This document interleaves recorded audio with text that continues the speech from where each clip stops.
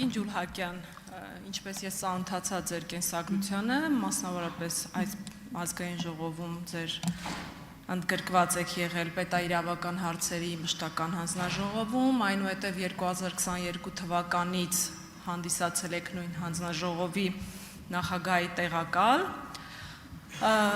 պետաիրավական հանձնաժողովի անդամը, որպես օրենսդրական գործընթացի և իրավական պետության սկզբունքների վերահսկման պատասխանատու, պետք է նշեմ, հարց է ինձ մոտ առաջանում, ինչու երբևէ լինելով այդ պաշտոնում, ձեր կողմից հարց չի բարձրաձայնվել, թե այսքան երկար ժամանակահատված, մասնավորապես եկեք նշենք 7 տարի 9 ամիս է, համաներման նախագիծ չի ներկայացվել։ Պետք է նաև արձագանքենք, որ մեր քրեական այս պատմության մեջ, որպես այդպիսին, համաներման ակտ ամենաերկար ժամանակահատվածը եղել է, եթե չեմ սխալվում, 2001-ից 2006 թվականը 5 տարի և դրանից հետո արդեն 7 տարի 9 ամիս այդ նախաձեռնության մասին որևիցե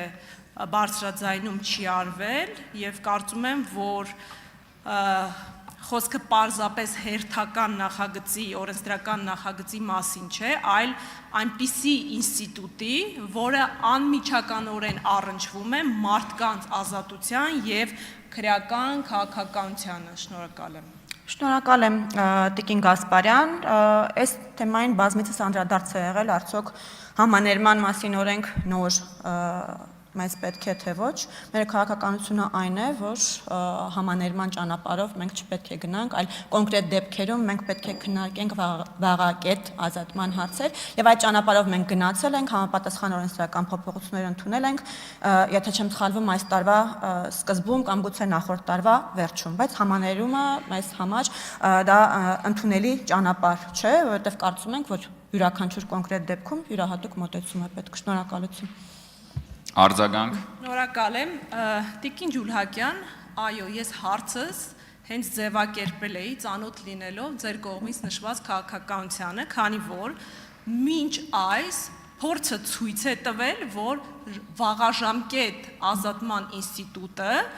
նույն կերպ է աշխատում հիմնականում, դատարանները առաջնորդվում են դատախազի առարկություններով և կրկին պայմանական վաղաժամկետ ազատ արձակման տոկոսները մեր քաղաքացիների ժողովրդի համար գոհացուցիչ չեն։ Եվ այո, փորձը ցույց է տվել, նաև իմ պրակտիկան ցույց է տվել, որ դատախազների կողմից բերված առարկություններով չի գործում այդ պայմանական վաղաժամկետ ազատման ինստիտուտը։ Շնորհակալություն հարցի համար, այդ ինստիտուտը, ինչպես ասացի վերջին շրջանում օրենսդրական փոփոխություններով մենք թարմացրել ենք և դեռ պետք է տեսնենք ոնց է ինքը աշխատում։ Ինչ վերաբերում է նրան, թե դատարանները և դատախազները ինչպես են աշխատում, նրանց թերությունների մասին մենք կարող ենք շատ երկար քննարկում ունենալ։ Ես չգիտեմ դուք որ հանձնաժողովում եք նախատեսում ձեր աշխատանքները կազմակերպել, հուսով եմ, որ պետական իրավական հարցերի մշտական հանձնաժողովում, իհարկե կարող ենք մենք այդ քննարկումները ծավալել և այդ պետք է մենք առհասարակ չենք թաքցնում, որ թե դատական իշխանությունում, թե քննչական մարմիններում, իրավապահ մարմիններում առհասարակ կարողությունների խնդիր ունենք